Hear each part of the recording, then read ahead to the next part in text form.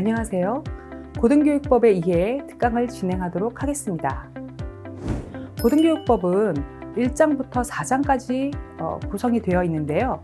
1장 총칙에는 목적, 학교의 종류, 국공립 사립학교의 구분, 지도 감독 등의 규정이 있고 제2장 학생과 교직원에는 학생의 자치활동, 학생의 징계, 교직원의 구분 등에 관한 규정이 있으며 제3장 학교에는 통칙뿐만 아니라 학교의 종류에 따른 세부 규정이 규정되어 있습니다. 제4장 보칙 및 벌칙에는 관할청의 시정 또는 변경 명령, 학교 폐쇄 명령, 벌칙과 관련된 조항이 규정되어 있습니다. 제1장 총칙에 대해서 말씀드리겠습니다. 우선 고등교육법 1조를 보면 이 법은 교육기본법 9조에 따라 고등교육에 관한 사항을 정함을 목적으로 한다 이렇게 되어 있습니다. 교육기본법 9조를 보면 고등교육을 위해서 학교를 둔다. 그리고 학교 교육에 관한 기본적인 사항은 따로 법률로 정한다 이렇게 되어 있습니다. 그래서 따로 법률로 정한 것이 바로 이 고등교육법이 되겠습니다. 제2조에는 학교의 종류가 나와 있습니다. 그래서 대학, 산업대학, 교육대학, 전문대학, 방송대학, 통신대학, 방송통신대학 및 사이버대학을 통틀어서 우리가 원격대학이라고 합니다. 그래서 원격대학, 그리고 기술대학, 각종 학교가 규정이 되어 있습니다. 그래서 우리가 흔히 국립대학, 공립대학 이런 표현을 쓰는데 그럼 과연 어떻게 구분이 되는 것이냐?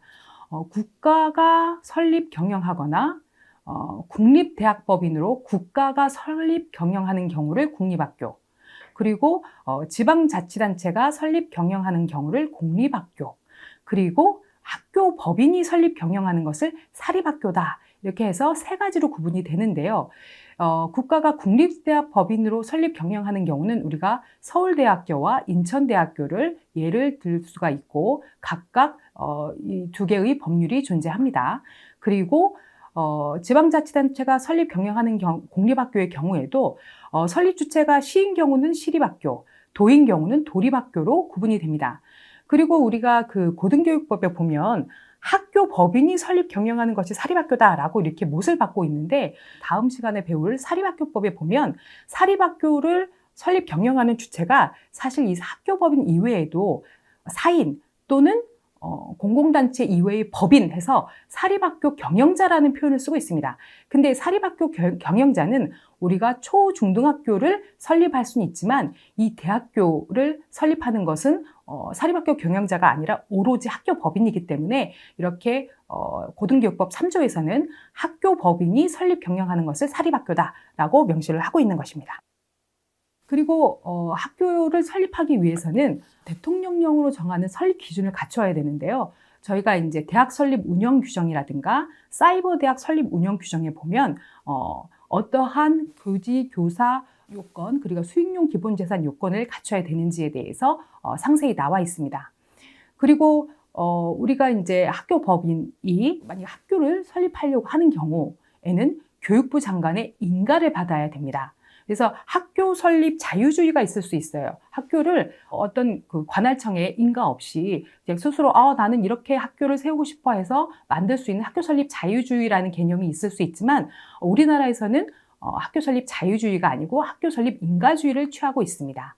그리고 사망을 보시면 공립학교나 사립학교의 설립 경영자가 학교를 폐지하거나 대통령령으로 정하는 중요한 사항을 변경하라는 경우에는 교육부 장관의 인가를 받아야 된다. 그러니까 설립하는 경우뿐만 아니라 중요한 사항을 변경하는 경우, 그리고 학교를 폐지하는 경우도 역시 인가주의를 취하고 있습니다. 그래서 대통령령으로 정하는 중요한 사항이 무엇이냐에 대해서는 규정이 나와 있습니다. 그래가지고 학교의 설립 경영자를 바꾸는 경우, 그러니까 예를 들면 A 대학교를 갑 학교법인에서 을 학교법인으로 바꾸는 경우에도 역시 당사자 사이에 계약으로만 끝나는 것이 아니고 교육부 장관의 인가를 요하는 것입니다. 그 외에 목적, 명칭, 위치, 부설학교 이러한 사항을 변경함에 있어서도 반드시 교육부 장관의 인가를 받아야 됩니다. 여기에서 중요한 것은 무엇이냐면 이렇게 교육부 장관의 인가를 얻어야 됨에도 불구하고 인가를 받지 않고 뭐 바꿨다, 변경했다라고 하는 경우에는 64조 고등교육법 64조 2항 2호에 형사처벌 규정까지 있는 것입니다. 그렇기 때문에 이 규정을 잘 숙지하고 계셔야 됩니다. 그래서 사례를 간단히 보겠습니다. A는 사립대학교의 실질적인 경영자이자 실질적인 경영자입니다. 법적인 경영자가 아니고 실질적인 경영자이자 학교의 장이다. 우리가 흔히 말하는 오너 총장을 얘기하는 것입니다. 근데 이런 A가 교육부의 허가 없이 원래의 캠퍼스로부터 멀리 떨어진 대도시에 건물을 신축하여 강의용 건물로 사용하였다는 혐의로 고등교육법 위반죄로 기소되었다. A는 형사처벌될 것인가? 저희가 지금 잠깐 넘어가면 여기 중요한 사항에 뭐가 들어가 있습니까? 시행령에서 교육부 장관의 인가를 얻어야 되는 중요한 사항에 위치가 나와 있어요. 위치. 다시 말하면 교육하는 그 대학교의 위치, 실질적으로 교육이 이루어지는 장소를 마음대로 변경을 하면 안 되는 것으로 이렇게 규정이 되어 있는데요. 오너 총장이 이러한 일을 했을 때 형사처벌될 것인가에 대해서 판례는 뭐라고 하냐면, 우리가 사립학교의 설립 경영자라 함은 사립학교를 설립 경영하는 학교 법인을 말한다. 그렇기 때문에 아무리 실질적인 경영자인 오너 총장이라 하더라도 학교 법인은 아니지 않냐. 그래서 사립학교의 설립 경영자에 해당하지 않기 때문에 고등교육법 위반죄는 성립하지 않는다라고 판시하고 있습니다. 네, 그 다음 사례를 보겠습니다. A는 사립학교를 운영하는 학교법인의 이사장이다. 자, 아까는 오너 총장이었는데 이 사례는 지금 학교법인 이사장인 사례입니다. A는 긴급안건으로 즉석에서 이사회 의결을 거쳐 B 학교 폐교 여부를 상정하여 이사 전원의 동의로 폐교를 가결한 후 관할청에 폐교 인가 신청서를 제출하였다. 자, 우리 좀 전에 배웠던 그 규정을 보면 학교를 폐지하는 경우에도 역시 내 맘대로 폐지한다가 안 된다고 했습니다. 그 경우에도 관할청에 인가를 받아야 되는데요. 그래서 이 학교법인 이사장은 이사회 의결을 거쳐서 관할청에 폐교 인가 신청서를 제출을 하였던 것입니다. 이에 관할청은 교직원 지원 대책 및 폐교 확정 시 재산 처분 계획이 부족하다는 이유로 보완을 요청했습니다. 다시 말하면 폐교 인가를 해주지 않은 상태였던 것입니다. 근데 그럼에도 불구하고 학교법인 이사장인 A는 이 사항을 보완하지 않고 신입생을 선발하지 아니하였고 교직원들을 면직 처리하여 사실상 폐교하였다. 즉 인가를 받지 않은 상태에서 사실상 폐교 상태를 만든 것입니다.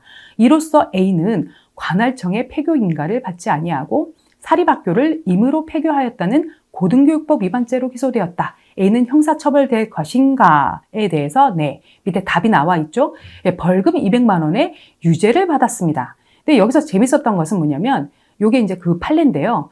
이 이사장 A는 이렇게 주장을 했습니다. 판례를 보니까 사립학교 설립 경영자는 학교 법인이라고 하더라. 근데 나는 이사장이지 학교 법인은 아니다. 그러니까 나는 법 위반의 주체가 될 수 없어서 무죄가 나와야 된다. 이렇게 주장을 했습니다. 그것에 대해서 법원은 뭐라고 했냐면, 자, 법인은 사법상의 권리 의무의 주체가 될 뿐이고 범죄 능력이 없다. 이게 무슨 말이냐면 학교 법인은 만질 수 있습니까? 없습니다. 볼 수 있습니까? 없습니다. 하지만 사회적 주체로서 활성화할 수 있는 것은 누구를 통해서입니까?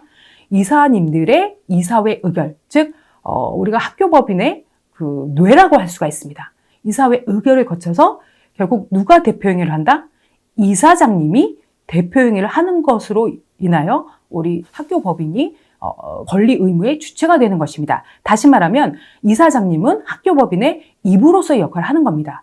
따라서 법인의 사무는 법인을 대표하는 자연인인 대표기관의 의사결정에 따른 대표행위에 의해서 실현될 수밖에 없다. 결국은 여기에서 말하는 폐교 인가를 받지 아니한 사람이다. 아니한 자는 누구냐? 결국은 학교 법인의 대표기관인 이사장을 의미한다. 바로 이사장 A, 너다. 그러니까 너는 형사처벌 받아야 된다. 이렇게 판시한 것입니다. 그 다음, 요거는 지금 심화하는 내용을 담고 있는 판례인데요. 요거 한번 천천히 한번 읽어보겠습니다. 고등교육법 24조는 학교의 설립 경영자가 분교를 설치하려면 인가를 받아야 한다라고 규정하고 있으므로 결국 사립학교의 경우에는 그 처벌 대상자는 설립 경영자인 학교 법인의 운영 주체인 이사장이다가 아니고 이사장 등이라고 보아야 한다라고 했습니다. 여기에서 우리가 알 수 있는 것은 이사장만 형사처벌 주체가 될 수 있는 것이 아니고, 다시 말하면 이사님들도 결국 학교 법인의 운영 주체로 볼 여지가 굉장히 크다는 것입니다. 그래서 나는 이사장이 아니니까 결국은 인가를 받지 않은 것으로 인해서 형사처벌되는 고등교육법 위반죄는 성립이 안 돼. 이렇게 생각하실 부분은 아니고요. 언제라도 이 학교법인의 운영 주체로 인정이 되면 형사처벌 대상이 될 수 있다는 것을 염두에 두셔야 합니다. 그리고 두 번째, 설령 그 부분도 한번 보겠습니다. 학교 법인의 운영에 실질적인 영향력을 행사하거나 학교장의 지위에 있는 사람이라 하더라도 아까 우리가 배웠죠. 실질적인 오너, 즉 오너 총장의 경우에는 고등교육법 위반죄의 처벌 규정의 적용 대상은 아니지만 무조건 아닌 게 아닙니다. 여기 보시면 굵은 글씨 한 부분 보시면 학교 법인의 법적 운영 주체와 공모관계에 있다는 특별한 사정이 없는 한이라는 단서가 붙었어요. 이걸 반대 해석하면 결국은 오너 총장이라 하더라도 원칙적으로는 처벌 대상이 아니지만 학교 법인의 법적 운영 주체, 즉 이사장님 아니면 이사 이런 분들하고 공모관계에 있다고 하면 역시 형사처벌의 대상이 될 수가 있다라고 한 것입니다. 자, 정리하겠습니다. 학교의 폐지, 학교의 설립 경영자, 그리고 목적, 명칭, 위치, 부설학교 변경 시에는 반드시 교육부의 인가를 요하고 인가를 받지 않고 변경하면 형사처벌 될 수 있다는 조항이 우리가 고등교육법에 존재합니다. 자, 다음은 5조 지도감독 규정입니다. 학교는 교육부 장관의 지도감독을 받습니다. 교육부 장관은 학교를 지도감독하기 위해서 학교의 장에게 관련 자료를 제출하도록 요구할 수 있다. 이와 유사한 규정이 사립학교법에도 존재합니다. 48조와 70조에 이와 비슷한 자료 제출 요구권이 규정이 되어 있는데요. 그 해당 부분은 우리 사립학교법 규정에서 다시 한번 말씀드리도록 하겠습니다. 그 다음에 6조 학교 규칙입니다. 자, 학교의 장은 법령의 범위에서 학교 규칙, 즉 학칙을 제정하거나 개정할 수 있다. 이렇게 규정이 되어 있습니다. 그래서 학칙의 기재사항, 제정, 개정 절차 등 필요한 사항은 대통령령으로 정한다. 이렇게 되어 있습니다. 그러면 우리는 지금 이사 내지는 임시이사가 될 사람인데 학교 규칙은 결국은 학교의장이 만드는 거니까 우리하고는 큰 상관이 없는 거 아니야? 이렇게 생각하실 수가 있는데요. 관계가 있기 때문에 말씀을 드리는 겁니다. 우리가 사립학교법 20조의 2에 보면 임원 취임 승인 취소 사유가 규정이 되어 있습니다. 그래서 여기 명시는 안 돼 있지만 임원 간의 분쟁이 있거나 아니면 회계 부정이 있거나 또 여기 사무가 나와 있죠. 학사 행정에 관하여 학교의 장의 권한을 침해했을 때는 정의사의 경우에는 임원 취임 승인 취소 사유가 되고 임시이사의 경우에는 임시이사 해임 사유가 되도록 명시가 되어 있습니다. 근데 여기서 학사 행정이 무엇이냐 고민이 될 때가 많아요. 학사 행정이 과연 뭐지? 내가 그러면 학사 행정에 이게 구체적으로 또 세세하게 관여한 경우에는 이렇게 임원 취임 승인 취소 사유가 되거나 아니면은 임시이사 해임 사유가 된다고 하는데 학사 행정이 과연 뭘까라고 고민이 될 때 그 1인의 기준을 제시해 주는 것이 바로 고등교육법 시행령 4조에 나와 있는 학칙 기재사항입니다. 그래서 학칙 기재사항을 보시면 자, 1호부터 보겠습니다. 전공의 설치와 학생 정원, 2호 수업 연한, 재학 연한, 학교와 수업 일수 및 휴업일, 3호 입학, 편입학, 휴복학 등등등등등. 어떻습니까? 딱 본다 하더라도 이건 학사에 관한, 다시 말하면 학교를 운영하는 아주 핵심적인 요소들로 규정이 되어 있으면 알 수가 있죠. 여기에 나와 있는 그 고등교육법 시행령에 나와 있는 이러한 내용들에 대해서 이사들이 구체적으로 지시하거나 이것을 내가 왜 명한대로 시행하지 않았어 라고 해가지고 나중에 차후에 이것을 문책을 하게 되는 그런 행위를 한다면 이것은 학사에 관한 학교장의 권한을 침해한 대로 인정될 가능성이 아주 크다는 점입니다. 그 다음에 10조는 그 학교 협의체에 대해서 구성을 하고 있습니다. 그래서 우리가 대학, 산업대학, 교육대학, 전문대학, 원격대학 등은 고등교육의 발전을 위하여 각 학교의 대표자로 구성하는 협의체를 운영할 수 있다라고 하면서 이 협의체의 조직과 운영에 대해서는 법률로 정한다. 이렇게 지금 규정이 되어 있습니다. 그래서 지금 우리가 현재 법률로 규정이 된 것은 한국대학교육협의회법과 한국전문대학교육협의회법이 있습니다. 그래서 그 법률에 들어가 보면 뭐 교육제도와 그 운영에 관한 연구개발, 학생 제도에 관한 연구개발, 그다음 대학 평가 등이 규정이 되어 있습니다. 우리가 한국대학교육협의회법은 일반 대학, 즉 4년제 대학으로 흔히 얘기를 하죠. 그 4년제 대학의 그 협의체이고, 한국전문대학교육협의회법은 전문대학들의 대표자로 구성되는 협의체를 의미합니다. 그래서 거기에 보면은 이제 여기 아까 말씀드린 뭐 교육제도, 뭐 학생 선발제도, 뭐 대학평가 이런 것들이 이제 그 규정이 되어 있는데, 거기에 규정이 되어 있지 않다 하더라도 우리가 그 교원의 임용 보고와 접수 역시 이 협의체에서 진행을 하고 있습니다. 원래 우리 사립학교법에 보면 교원을 임용한 날로부터 7일 이내에 그 임용권자는 그 관할청에 교원의 임용 보고를 하도록 되어 있습니다. 그래서 우리가 원래는 교육부에 이 임용 보고를 해야 되지만 교육부 장관이 하는 일이 너무나 많죠. 그렇기 때문에 행정 권한의 위임 위탁에 관한 규정에서 이렇게 임용 보고 접수하는 기능에 대해서 우리가 이 협의체, 즉 한국대학교육협의회법 협의회하고 전문대학교육협의회에 이 권한을 위임을 한 것입니다. 그리고 대학 전형 기본사항 수립 공포하는 의무도 이 협의체에 있습니다. 이것은 고등교육법에 나와 있습니다. 그럼 요거하고 비교할 게 뭐냐면 대학 입학 전형 시행 계획입니다. 그러니까 기본 계획은 협의체에서 수립 공포를 하는 것이고, 이 각 대학마다 이루어지는 입시 전형 시행 계획은 대학의 장이 만들어서 공포하도록 되어 있는 건데요. 이거를 만약에 우리가 그 구조개혁을 위한 학과 개편이라든가 정원 조정 사유가 있어서 변경을 하려면은 역시 이 학교 협의체의 승인을 받아야 되는 것입니다. 자, 그리고 고등교육법 11조에 보면 등록금 및 등록금 심의위원회가 존재를 합니다. 그래서 각 학교는 등록금을 책정하기 위하여 교직원, 학생, 관련 전문가 등으로 구성되는 등록금 심의위원회를 설치 운영하여야 한다라고 규정이 되어 있습니다. 물론 이제 사립대학의 경우에는 학교 법인이 추천하는 재단 이사를 포함한다. 이렇게 규정이 되어 있습니다. 그래서 우리가 등록금 심의위원회는 어떤 기능을 수행하느냐? 등록금을 산정하고 또 예결산 심의에 있어서도 이 등록금 심의위원회의 심의를 거치도록 되어 있습니다. 그리고 마지막으로 우리가 이제 뭐 고등교육법이나 사립학교법에는 나와 있지 않지만 이 사립대학법인 그 회계관리 안내서에 보면 기숙사를 신축한다든가 학교의 이전 등 이 부득이한 사유로 이 등록금 회계, 그러니까 비등록금 회계가 아닌 등록금 회계로부터 토지 매입비, 건물 매입비, 구축물 매입비, 그다음에 건설 가개정 지출 이러이러한 합계액이 등록금 회계 자금 계산서 수입 총액의 10%를 초과할 경우, 그러니까 굉장히 등록금을 많이 쓰는 경우, 이런 경우에는 반드시 등록금 심의위원회의 심사를 거쳐라라고 해서 안전장치를 한 번 더 걸고 있는 것입니다. 그래서 우리가 그 각 대학에는 이 등록금 심의위원회가 반드시 구성되도록 되어 있고 이러한 기능을 수행한다 정도는 알고 계시면 좋을 것 같습니다. 자, 그러면 등록금 심의위원회가 존재하기 때문에 등록금 심의위에서 결정된 거는 결국은 이사회도 이걸 바꿀 수 없는 거 아니야? 이런 의문이 들 수가 있습니다. 하지만 그렇지가 않습니다. 헌법재판소는 등록금 심의위원회 심사 의결에 대해서 이사회에 대한 어떤 구속력이 있거나 아니면 이사회의 결정보다 우위에 있다고 볼 수 없다라고 명문으로 판시하고 있습니다.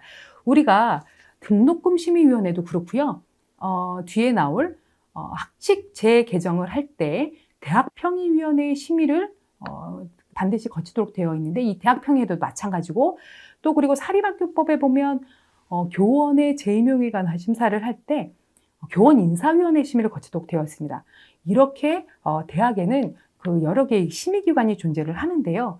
이 심의에 대해서 구속력을 인정하느냐? 다시 말하면 뭐 학교장이나 총장이 이 심의위원회의 심의 결정사항에 대해서 반드시 구속되느냐? 한결같이 아니라고 하고 있습니다. 예, 우리가 구속되지 않고 보다 합리적인 이유가 있다면 그 상급 기관인 학교의 장이나 이사회에서는 얼마든지 다른 결정을 할 수 있는 것입니다. 다음은 제2장 학생과 교직원에 대해서 알아보겠습니다. 자, 12조. 학생에 대해서는 일단 두 가지 조문이 있는데요. 제12조를 보면 학생의 자치활동은 권장 보호되며 그 조직과 운영에 관한 기본적인 사항은 학칙으로 정한다. 역시 학생에 관한 사항이기 때문에 학사에 관한 내용이고 학칙으로 정하도록 되어 있습니다.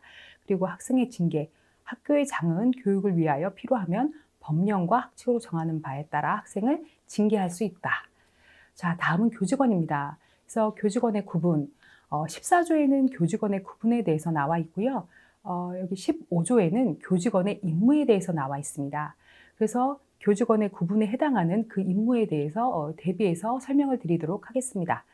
14조 1항. 자, 학교에는 학교의 장으로서 총장 또는 학장을 둔다. 그러면 이 총장 또는 학장의 임무는 무엇이냐?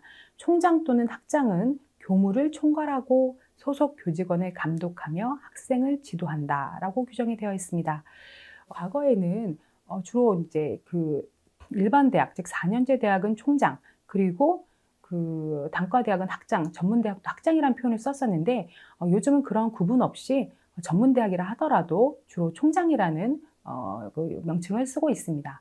그리고 또 한 가지는 우리가 총장님이 과연 교원인가 이런 질문을 많이 하십니다. 근데 총장님도 교원입니다. 교원이기 때문에 우리가 그 교원소청심사위원회의 구제 절차를 이 총장님도 이용을 할 수가 있는 것입니다. 좀 더 명확하게 보시려면 그 2항을 보시면은 학교에 두는 교원은 1항에 따른 총장이나 학장 외에 교수, 부교수, 조교수, 강사로 구분한다 이렇게 되어 있습니다. 여기서 알 수 있는 것이 총장이나 학장 외, 1항에 따른 총장이나 학장 외라는 표현을 보고 교원은 총장이나 학장을 빼는 거 아니야? 이렇게 질문하시는 분이 있는데 그런 것이 아니죠. 1항에 따른 총장하고 학장도 있지만 이런 뜻입니다. 그러니까 다시 말하면 교원에는 총장, 학장, 교수, 부교수, 조교수, 강사가 있는 것입니다. 근데 이제 총장이나 학장 이외의 교수, 부교수, 조교수, 강사의 임무는 무엇이냐? 학생을 교육 지도하고 학문을 연구하되 필요한 경우에는 학칙이나 정관으로 정하는 바에 따라서 교육만 전담하거나 지도만 전담하거나 학문 연구만 전담하거나 산학 협력만을 전담할 수 있다. 이렇게 되어 있는 것입니다. 과거에 어떤 학심 판례가 연구만을 하는 그 교수에 대해서 우리가 고등교육법에 보면 교수는 교육, 지도, 연구를 하도록 되어 있는데 어떻게 연구만 하냐? 연구만 하는 교수를 두는 것은 위법하다라고 판단이 나왔었습니다. 물론 그것이 이제 상급심에서 뒤집어졌는데요. 그래서 그러한 문제점을 우리가 좀 더 이제 그런 혼란을 방지하기 위해서 법에서 고등교육법을 개정을 해서 교육만 전담하거나 뭐 연구만 전담하는 우리가 강의 전담 교수나 연구 전담 교수도 가능하다. 이렇게 지금 규정을 두고 있고 더더구나 산학 협력만을 전담하는 우리가 흔히 말하는 산학협력 중점 교수를 각 학교에서 두고 있는 경우가 많거든요. 그런 교수도 가능한 것으로 명문을 하고 있는 것입니다. 그리고 학교에는 학교 운영에 필요한 행정 직원 등 직원과 조교를 둔다. 그래서 학교의 행정사무, 그 밖의 사무를 담당하는 직원, 그리고 조교는 교육, 연구, 학사에 관한 사무를 보조한다. 이렇게 규정이 되어 있습니다. 그런데 이 조교에 대해서는 유의점이 있습니다. 저희가 명칭을 조교라고 쓴다 하더라도 실질적으로 하는 일이 행정 업무다. 즉 행정조교 이런 표현을 많이 쓰는데요. 그러한 경우에는 일반적인 근로자와 동일하게 보고 있다는 것입니다. 그래서 예를 들어서 우리가 기간제법이라고 있습니다. 그래서 만약에 이 2년을 초과해서 계속 근로하게 한 경우에는 무기계약적으로 전환되는 규정이 있는데요.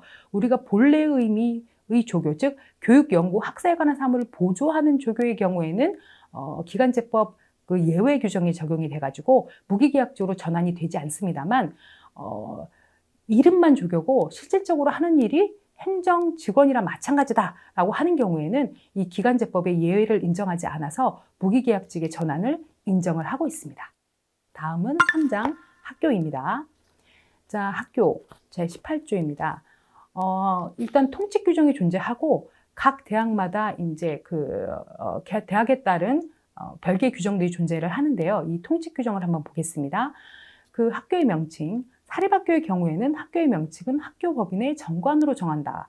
그리고 저희가 아까 좀 전에 배웠죠. 학교의 명칭을 바꾸려면 반드시 교육부 장관의 인가를 받아야 됩니다. 그래서 학교 법인의 정관을 바꾸는 절차뿐만 아니라 교육부 장관의 인가까지 받아야 되고, 이러한 그 인가 절차를 거치지 않았을 경우에는 형사처벌 규정까지 존재한다 라는 것을 아까 말씀을 드렸습니다. 그리고 이제 대학평의원회라는 것이 존재합니다. 그래서 학교는 다음 각과의 사항을 심의하기 위하여 교직원과 학생 등으로 구성되는 대학평의원회를 설치 운영하여야 한다라고 하면서 2호, 3호는 자문사항이다 라고 하고 있습니다. 그래서 교육과정의 운영에 관한 사항, 대학 헌장의 제정 또는 개정에 관한 사항은 자문사항입니다. 자문사항은 뭐냐면 우리가 이제 학교의 장이 필요할 때 물어보는 거예요. 이런 거에 대해서 의견을 달라, 이렇게. 그 외에 1호, 대학 발전 계획에 관한 사항, 그리고 중요한 것은 4호입니다. 학칙의 제정 또는 개정에 관한 사항, 그 다음에 5호, 학교 법인 임원 또는 개방이사 추천위원회 추천에 관한 사항. 이거는 사립학교법에 이제 상세히 규정이 되어 있습니다. 이런 세 가지 사항에 대해서는 심의사항으로 규정이 되어 있습니다. 자, 그래서 한번 사례를 보겠습니다. 학칙 개정 절차에 있어서 학교의 장은 대학평의위원회의 심의 결과에 구속되는가? 좀 전에 간단하게 말씀을 드렸죠. 우리가 학칙 개정 절차는 사전 공고, 그 다음에 대학평의위원회의 심의, 그 다음에 그 학교의 장의 공포행위. 우리가 법이기 위해서는 이렇게 세 가지 절차를 보통 통상의 필수 조건으로 하고 있는데요. 이렇게 대학평의위원회에서 학칙 재개정 절차에 대해서 심의하는 기능을 갖고 있는데, 그럼 학교의 장은 대학평의위원회의 심의 결과에 반드시 구속되어야 되느냐에 대해서 판례는 뭐라고 하고 있냐면, 대학평의위원회는 개정안에 대해서 의결기관이 아닌 심의기관이기 때문에 대학 피신청인 이제 학교 법인을 얘기하고 있는데요. 대학평의위원회의 심의 결과에 기속되지 않는다라고 판시하고 있습니다. 이 사안의 경우는 정상적으로 이제 학교의장이 대학평의위원회에 이 학칙 개정 절차에 대해서 심의해달라고 여러 번 요청을 했는데도 불구하고 대학평의위원회가 합리적인 사유 없이 거부한 사례입니다. 이런 경우 이 판례는 뭐라고 했냐면, 결국은 이렇게 합리적인 이유가 없는 대학평의위원회의 심의 거부는 심의권의 남용에 해당한다고 별 여지가 있기 때문에 이런 대학평의위원회의 심의가 없다는 이유만으로 학칙 개정이 위법하다고 보기 어렵다, 이렇게 판단을 한 것입니다.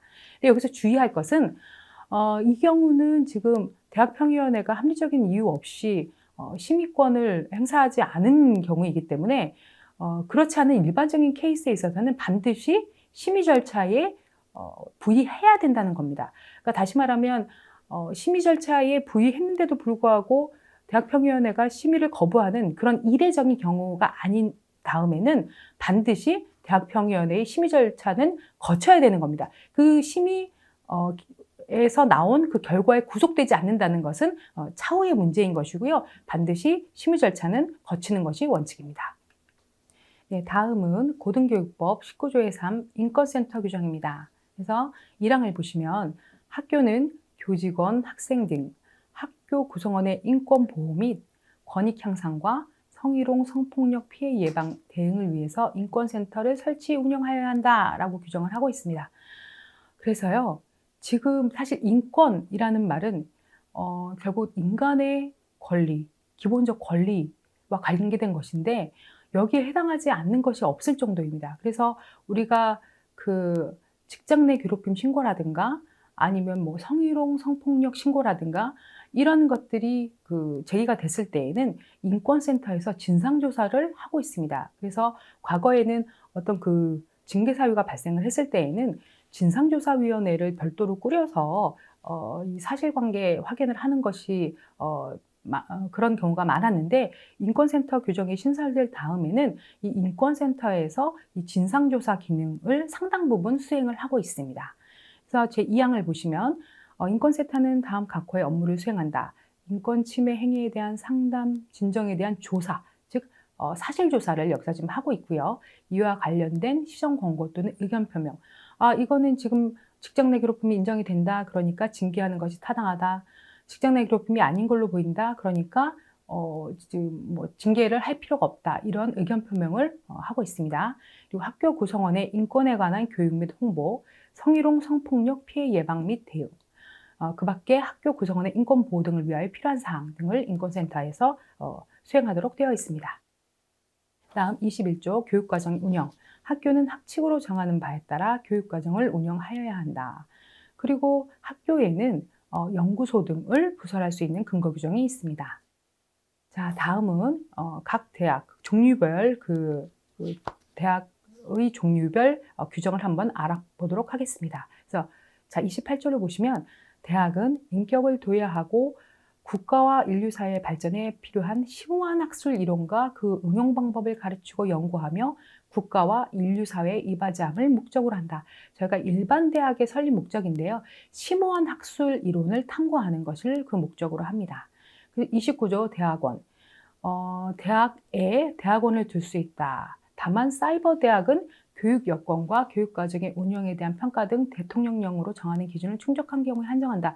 우리가 여기 보시면 알 수 있듯이 대학, 즉 일반 대학에 대해서 규율을 하면서도 다른 그 대학, 산업대학이라든가 교육대학, 원격대학과 비교해서 적용되는 것 규정과 그렇지 않은 규정에 대해서 설명을 함으로써 고등교육법에서 중복적으로 규정하는 것을 방지를 하고 있습니다. 그렇기 때문에 내가 지금 임시의사로 나가는 대학이 산업대학이다. 그러면 산업대학에 나와 있는 조문만 보시면 안 되고 이 일관 대학에 나와 있는 그 규정들까지 한번 보셔서 여기 이 중에서 우리가 산업대학에 적용되는 조문이 무엇인지를 살펴보셔야 합니다. 자, 그 다음에 그 밑에 31조를 보시면 대학 및 대학원의 수업 연한을 우리가 규정을 하고 있는데 예를 들면 학사학위 과정의 경우에는 4년 이상 6년 이하로 하되 6년으로 하는 경우는 대통령령으로 정한다라는 규정을 두고 있습니다.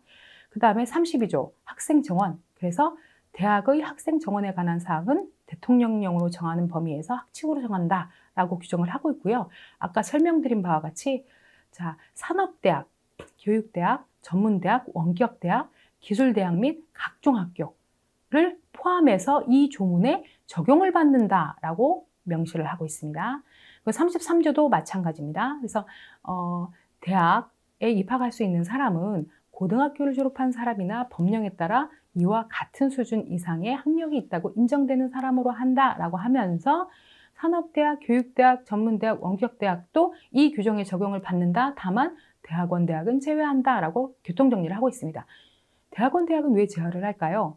대학원 대학은 대학원으로만 이루어진 대학이기 때문에 이렇게 고졸인 입학 자격이 없고 다시 말하면 그 대학을 졸업한 학사학위 취득자만이 그 입학 자격을 취득하기 때문에 이렇게 제외 규정을 두고 있는 것입니다.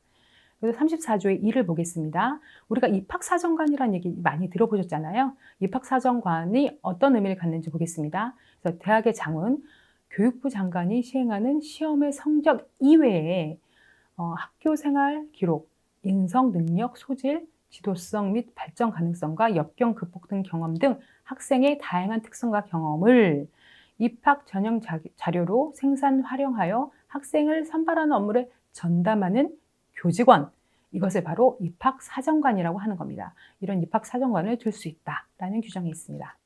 그 외에 학생의 선발, 입학 전형료, 대학 입학 전형 계약의 공표, 입학 허가의 취소, 학위 수여 이러한 학사에 관한 세부 규정들은 필요하실 때 한번 살펴보시면 되겠습니다. 다음은 산업대학입니다. 산업대학은 산업사회에서 필요한 학술 또는 전문적 지식이나 기술의 연구와 연마를 위한 교육을 계속하여 받으려는 사람에게 고등교육의 기회를 제공하여 국가와 사회의 발전에 이바지할 산업 인력의 양성을 목적으로 합니다. 다시 말하면 그 일반 대학에 비해서 좀 더 기술이나 산업에 포커스를 맞춘 대학을 의미합니다. 근데 특이한 것은 뭐냐면 아까 그 우리가 일반 대학의 경우에는 수업 연한이 뭐 4년, 6년 이렇게 제한 규정이 있었는데 이 산업 대학의 경우에는 수업 연한과 재학 연한에 제한이 없다는 점입니다. 그리고 40조를 보시면 산업대학은 산업체로부터 위탁받아 교육을 실시하거나 산업체에 위탁하여 교육을 실시할 수 있도록 규정이 되어 있습니다. 그 다음은 이제 교육대학입니다. 41조를 보시면 교육대학은 초등학교 교훈을 양성함을 목적으로 하고, 사범대학은 중등학교, 우리가 중등학교라고 해갖고 중학교만을 의미하는 것이 아닙니다. 중등학교는 중학교, 고등학교를 의미합니다. 우리가 고등교육기관을 대학교를 의미하기 때문에 이 중등학교는 고등학교까지 포함한다는 하는 것이고요. 그래서 사범대학은 중등학교 교훈을 양성함을 목적으로 하고, 그 다음에 일반 대학에는 교훈의 양성을 목적으로 하는 교육과를 둘 수 있다. 이렇게 규정이 되어 있습니다. 그리고 이렇게 교육대학, 사범대학에는 다음 각호의 구분에 따라 실습을 위한 학교를 부설한다 해서 부설학교를 둘 수 있는 근거 규정이 있습니다. 그 다음은 전문대학입니다. 우리가 일반 대학뿐만 아니라 전문대학도 굉장히 많습니다. 그 숫자가. 그래서 전문대학은 각 사회 각 분야의 전문적 지식과 이론을 가르치고 연구하며 재능을 연마하고 또 국가 발전에 필요한 키워드는 전문 직업인을 양성함을 목적으로 한다라고 되어 있습니다. 그래서 전문대학에는 일반적으로 전문 학사 학위를 수여하도록 되어 있는데, 전공 심화 과정, 즉 49조를 보시면 전문대학을 졸업한 사람의 계속교육을 위해서 대통령령으로 정하는 바에 따라 전공 심화 과정을 설치 운영할 수 있는데, 전공 심화 과정을 이수한 사람에게는 전문 학사가 아닌 일반 학사 학위를 취득할 수 있도록 하는 근거 규정을 두고 있습니다. 그리고 다음은 원격대학입니다. 그래서 원격대학은 국민에게 정보 통신 매체를 통한 원격 교육으로 고등교육을 받을 수 있는 기회를 제공하여 역시 국가와 사회에 필요한 인재를 양성함과 동시에 열린 학습 사회를 구현함으로써 평생교육 발전에 이바지함을 목적으로 한다라고 되어 있습니다. 그래서 그 원격대학에는 전문 학사 학위 과정과 학사 학위 과정을 둘 수 있도록 규정이 되어 있습니다. 우리가 이제 방송통신대학이라든가 아니면 사이버대학교가 이 원격대학에 해당합니다. 다음은 제6절 기술대학입니다. 기술대학은 산업체 근로자가 산업 현장에서 전문적인 지식, 기술의 연구, 연마를 위한 교육을 계속하여 받을 수 있도록 함으로써 이론과 실무 능력을 고루 갖춘 전문 인력을 양성을 목적으로 한다라고 규정이 되어 있습니다. 그러면 좀 전에 저희가 살펴보았던 산업대학하고는 어떤 차이가 있을까요? 예, 산업대학과 기술대학 모두 산업과 기술에 어떤 특화되었다라는 점은 공통점이 있지만, 기술대학의 경우에는 일정한 그 산업체 재직 연수 및 현재 산업체에 재직하고 있을 것을 입학 자격으로 하기 때문에 그 점에서 산업대학과 차이가 있습니다. 그리고 56조를 보시면 기술대학에는 전문 학사 학위 과정과 학사 학위 과정을 둔다 이렇게 되어 있고, 각 수업 연한은 2년으로 한다라고 되어 있습니다. 다음은 각종학교입니다. 각종학교란 그 1호부터 6호까지 학교, 즉 대학, 산업대학, 교육대학, 전문대학 등등등 이런 학교와 유사한 교육기관을 말하는데요. 즉 유사합니다. 유사하긴 하지만 대학 고등교육기관에 해당을 하는데, 이러한 각종 학교는 학교와 아까 말씀드린 전문대학, 일반대학, 산업대학 이런 학교와 유사한 명칭을 사용할 수 없다. 하지만 학교는 학교다. 그래서 굉장히 좀 특수한 형태의 학교인데요. 지금 현재 존재하는 이 각종 고등교육기관으로서의 각종 학교는 국립으로서 한국예술종합학교, 그리고 사립으로서 순복음총회신학교, 이 두 개의 학교가 존재합니다. 제4장 보칙 및 벌칙입니다.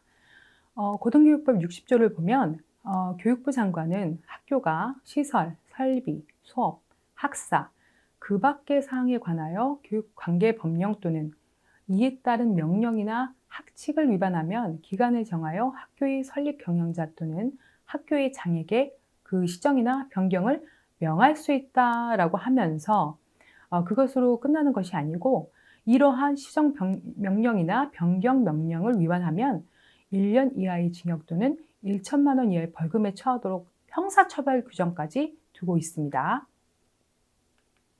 그 다음 2항을 보겠습니다. 교육부 장관은 1항에 따른 시정 또는 변경 명령을 받은 자가 정당한 사유 없이 지정된 기간 안에 이를 이행하지 않으면 대통령령으로 정하는 바에 따라 위반 행위를 직접 취소 정지하거나 학생 정원 감축, 학과 폐지, 학생 모집 정지 등의 행정 조치를 취할 수 있다. 그러니까 저희가 이 앞에 보면 결국 교육부 장관의 이 고등교육법에 따른 명령을 이행하지 않으면 형사처벌을 부과할 뿐만 아니라 여기 보시면 행정제재, 즉 학생 정원 감축, 학과 폐지, 학생 모집 정지 등의 행정처분까지도 할 수 있는 것을 알 수가 있습니다. 대통령령으로 정하는 바에 따라라고 해가지고 대통령령에 상세히 나와 있는데요. 이 대통령령은 고등교육법 시행령을 말하고 이 별표 4원에 상세히 나와 있습니다. 그래서 그 안에 있는 모든 내용을 담을 수 없고 살짝 그 일부만 제가 소개만 해드리도록 하겠습니다. 그래서 일반 기준을 보면 교육부 장관은 위반 행위를 적발한 경우에는 고등교육법 60조 1항에 따라 그 시정이나 변경을 명한 후 시정 또는 변경 명령을 받은 자가 이에 따르지 않은 경우 이 기준에 따른 행정처분을 한다. 그래서 여기에 이제 상세한 규정이 나와 있고요. 나번 위반 행위 횟수에 따른 행정처분 기준은 최근 3년간 개별 기준의 어느 하나의 위반 행위를 한 후에 다시 해당 위반 행위로 행정처벌을 받은 경우에 적용한다라고 되어 있습니다. 그렇기 때문에 10년 전에 한 번 위반 행위하고 그 동종의 위반 행위를 10년 후에 한 경우에는 적용이 없다는 점을 알 수가 있습니다. 그래서 여기 한번 보시면 우리가 좀 전에 배웠죠. 그래서 위치 변경 인가를 받지 않고 교육과정을 운영한 경우, 그래서 1차 위반을 한 경우에는 인가를 받지 않고 운영한 교육과정 학생 수의 2배의 범위에서 모집 정지 이렇게 되어 있습니다. 상한이 2배라는 걸 알 수가 있습니다. 근데 이제 보통 보면 2배의 범위에서 모집 정지하면 보통 최상한인 2배를 하는 경우가 많더라고요. 어느 학교는 1배수의 모집 정지를 해주고 또 어느 학교는 2배수의 모집 정지를 하면 어떤 평등의 원칙에 반할 우려가 있기 때문에 그런 것이 아닌가 싶습니다. 그리고 3년 이내에 다시 동종의 위반 행위, 즉 위치 변경 인가를 받지 않고 교육과정 운영한 행위를 또 저지른다라고 하면 이제 2차 위반이 발생을 하는 거고요. 그런 경우에는 인가를 받지 않고 운영한 교육과정 학생 수의 2배의 범위에서 입학 정원 감축 이렇게 되어 있습니다. 그래서 첫 번째 위반하면 모집 정지, 두 번째 위반하면 감축 이렇게 되어 있는데요. 어떤 차이가 있을까요? 예, 모집 정지는 예를 들면 1년간 모집 정지 그렇게 되어 있으면 그 1년 동안은 그 학생들을 모집을 못하지만 그 다음에는 다시 그 학생들, 다시 말하면 그 정지된 학생들까지 포함을 해서 100%로 다시 입학 정원을 뽑을 수 있는 겁니다. 그에 반해서 학생 수의 2배의 범위에서 입학 정원 감축이라고 하는 것은 이 처분을 받은 익년도 해뿐만 아니라 계속해서 이렇게 줄어든 신입생을 모집할 수밖에 없게 되는 처분을 의미합니다. 자, 그래서 고등교육법 60조를 보면 교육부 장관은 위반 행위가 이미 종료되는 등 위반 행위의 성질상 시정, 변경할 수 없는 것이 명백한 경우에는 1항에 따른 시정 또는 변경 명령을 하지 않고 2항에 따른 조치, 즉 정원 감축, 모집 정지 등에 따른 행정 조치를 할 수 있다라는 규정이 되어 있습니다. 그래서 우리가 만약에 시정이 가능한 경우에는 시정 요구를 하겠지만 시정할 수 없는 것이 명백한 경우에는 아예 이러한 시정 변경 명령을 하지 않고 행정 조치를 취할 수 있다는 것인데요. 그 예를 한번 보겠습니다. 서울행정법원 판례인데요. 학교법인 정관에 보면 직원은 20년 이상 근무하고 정년 퇴직일 전 1년 이상인 날에 자진하여 퇴직하는 경우에는 명예퇴직할 수 있다라고 정하고 있고, 자, 이것이 그 학교법인 정관에만 나와 있는 게 아니고요. 저희가 그 사립학교법에 보면 20년 이상 근속한 교직원을 대상으로 명예퇴직을 실시할 수 있도록 규정을 하고 있습니다. 근데 20년 이상 근무하지 않은 사람에게 명예퇴직 수당을 지급한 그런 사례가 있게 된 것이죠. 그것에 대해서 관할청은 20년 이상 근속해야지만 명예퇴직 수당을 줘야 되는데 20년이 안 된 사람에게도 명예퇴직 수당을 지급을 했고 그 금액이 7억 정도이니까 이것을 회수해서 교비에게 세입 조치해라 라는 내용의 시정 명령을 했습니다. 그것에 대해서 그 학교법인은 뭐라고 지금 했냐면 아니, 명예퇴직금을 받고 이미 사람들이 다 나갔는데 어떻게 이 돈을 회수할 수 있겠냐. 회수하는 게 어렵다. 이것은 회수가 시정조치 대행이 사실상 이행하기 불가능한 것이다 라고 항변을 했습니다. 그랬더니 이제 법원에서 뭐라고 했냐면, 지금 명예퇴직 수당에 대해서 회수하라고 하는 관할청의 명령에 대해서 너희들이 한 것이라고는 내용 증명을 발송한 것밖에 없다. 이거 명예퇴직 수당 다시 반납해 줄래? 라는 내용 증명을 발송한 것밖에 없다. 근데 그것만으로는 부족하다는 겁니다. 이 명예퇴직 수당을 회수하기 위한 민사소송을 제기하는 등 이런 조치를 취하지 않고 이 시정 요구를 이행하기 불가능하다라고 항변하는 것은 맞지 않다라고 판단을 하면서 또 뭐라고 하고 있냐면, 그래 좋다.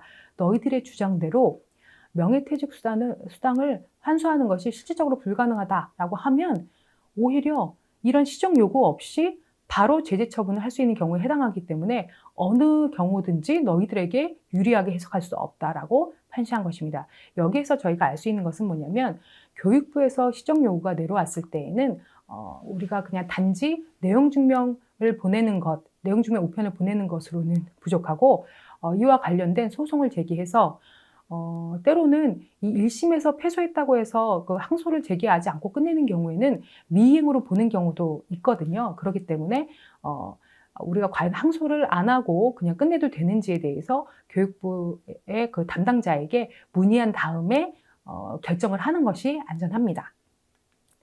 그다음 학교 폐쇄입니다. 교육부 장관은 다음 각호의 어느 하나에 해당해서 정상적인 학사 운영이 불가능한 경우에는 심지어 학교 폐쇄까지 명할 수 있다. 학교의 폐쇄는 이제 학교 법인에 대해서 하게 되는데요.